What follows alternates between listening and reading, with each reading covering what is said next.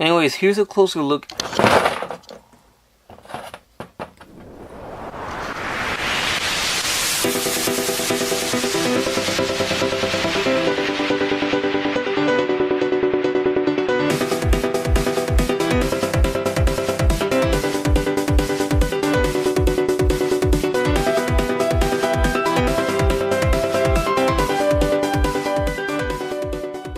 Hey, what's up everybody, Rivera94 bringing you another action figure review, and I am bringing you my very first WWE Elite Mattel action figure review. So yeah, hopefully this brings on a couple wrestling fans onto the channel, and maybe you guys will like it, maybe not, but I'm going to try to have a little bit of everything for everyone there, Marvel collectors, DBZ, wrestling, and all that. Now, I'm not going to be the biggest wrestling collector here.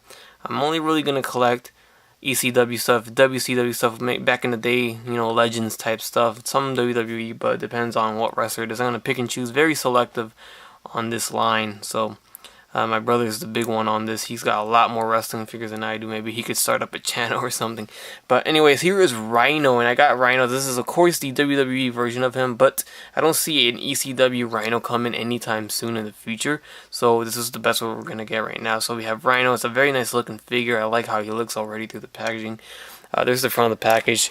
Here is the side. We have a nice picture of course, Rhino right there. Then the back, we have yet another picture of Rhino. And stays collect them all and all that. His attributes, I guess, right there. His ring attire. This is from September 11th, 2016, so this is a very recent attire. Career highlights is SmackDown Tag Team Champion, United States Champion, Hardcore Champion, ECW Champion, and ECW Television Champion. That's what I'm talking about right there. If only they would make an ECW version. I'm a huge ECW fan. If you guys have not noticed, you guys will notice that a lot. So anyways, without further ado, let's get him out of the package and see how he looks. Alright, so there we have him out of the package. I got him with his little title belt on. And he is a beefy looking guy. They actually made his body sculpt very nice because this is how he looks. They sculpted him exactly like he is supposed to look, his body type and everything. They didn't just reuse another mold. That's one thing I like about Mattel, is that they don't use random molds that belong to other wrestlers for every single wrestler they make. You know, they make unique molds depending on who the wrestler is and all that. So I think they did a good job capturing his body type, his body mold, and everything. Awesome. He's got those big beefy thighs and the big arms, and his shoulders are huge, and he's just very weird. So they did a good job with that. Taking a closer look at him, of course I have his accessory on. He comes with a title belt, the tag team belt right there. I believe that's the SmackDown version of it. And then they did an awesome, Mattel does an awesome job with the tattoos and painting over joints. So the tattoo on his elbows, even though there's a joint right there, they did an awesome job. Look how perfect the star comes out. You know, when his arms are straight out, I think that is awesome. Look how perfect. That is the most perfect star ever. And then here, of course, he's got the spider web tattoo, and they did an awesome job there too. Of course, there is a break there due to the elbow joint, but they did yet another awesome job doing that. So I like how they do that. I've seen that on a couple other figures, even their own paint. When if the attire includes, you know, paint on the knees or whatever, the break of the joints doesn't ruin it. So anyways, there's a good look at the belt. I guess it's an all silver belt, nicely sculpted. I like how that looks right there. Got the Rhino on the torso there. I might as well just take the belt off because we want to see the figure right now. And the paint job is awesome. Very good job. I really wish Mattel would implement all this great paint and work onto their DC figures. I really don't like the DC figures, and that's just my opinion, but they did a good job with wrestling though, that's for sure. Here's a good look at the face sculpt. I think that looks just like Rhino. They did a good job there. If I had a complaint though, I would have to complain about the hair maybe. They did a very weird looking job with the hair. Of course you can see it's a separate piece that's sculpted onto the head to make the hair, but they made it so thick instead of blending it in with the head. It just looks like he's almost wearing a wig. I don't know. Just kind of looks weird, but you really don't notice it until you really kind of pay attention to it. I have another figure here. This is Terry Funk, and his head, you can see how they did the hair there. They kind of just blended it in. So there's the difference in that. But Anyways, let's take a look at the articulation of the figure. We got the head that moves left and right. It doesn't go up much. It does get hindered by the hair. It goes down just a little bit, but the up and down movement, it's very limited. The left and right, that's where you're gonna move his head a lot.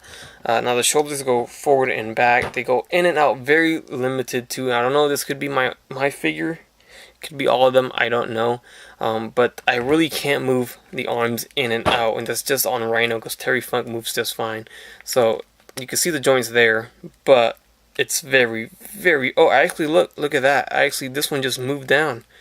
Well then, that just moved down on me, so his arms can move down. You really just gotta push them far. Well, there you go. They just moved down, so that's good to know. So the arms do go in and out. More so in now than out, but maybe after a while you can get it out there. It's just very, very stiff. We have a bicep swivel over there, which is awesome. Single jointed elbows. I wish they would have double jointed elbows on these Mattel figures, but it doesn't seem like Mattel is really supporting that. We have a swivel at the wrist. There is a hinge as well. Ab crunch right here, and they did paint this very nicely so it doesn't mess up. So pretty good. Waist swivel as well. Got the legs going forward and back. That's about as good as you're going to get it. In and out more so than anything else. There is a thigh swivel, double jointed knees, which is great. At least they didn't give us single jointed knees, so that's awesome. And then we have the shin swivel as well, which is hidden by the boot, which is great. The ankles go forward and back, very, very limited, honestly. And then there is ankle pivots right there.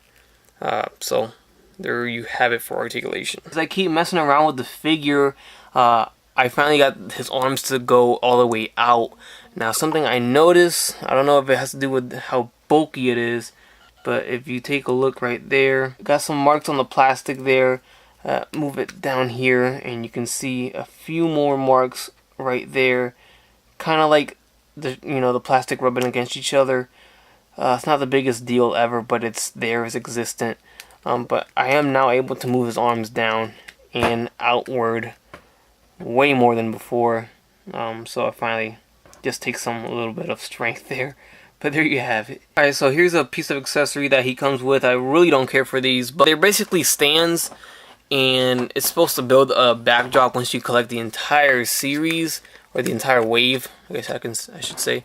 So you connect this to the back. It's got a nice WWE symbol, and then we have this little cardboard slip-on thing. It's supposed to make a weight room. Once you collect the other figures, it makes a whole picture. I don't care for it. Seriously, it's just a piece of paper.